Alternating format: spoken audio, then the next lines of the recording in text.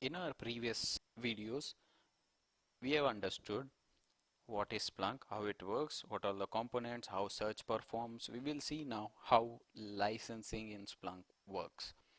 Licensing in Splunk is quite different than any other product. The license is based on data ingested into Splunk per day. When I say per day, it is not like last 24 hours, it is per day.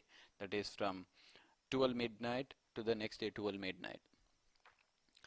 The license is, for example, measured as 10 GB per day or 100 GB per day, and it can range up to 10 GB to couple of TBs per day.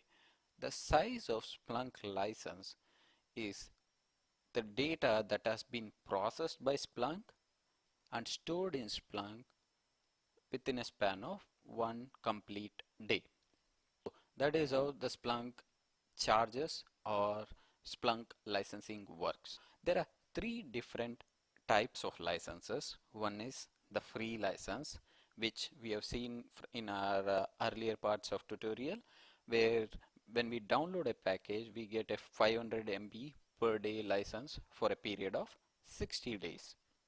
The second one is the Splunk developer license, which is 10 GB per day, and also if you develop an app and submit it to the portal, once it is verified or published, you will get pre-approved of 50 GB license per day, which you can use it to learn or explore Splunk. In the later part, we'll see how we can get Splunk developer license so that we can use it for our own learning purposes. Probably you can go ahead and create your own enterprise Splunk environment in the Amazon cloud. The third one is the Splunk license, enterprise license, which is commercial version of Splunk licensing, which most of the organizations are using. It ranges from 10 GB to probably petabytes per day, those kind of scenarios. And the licensing cost, if you see at the cost, it is like if I buy 1 GB per day, it might cost me $1,000.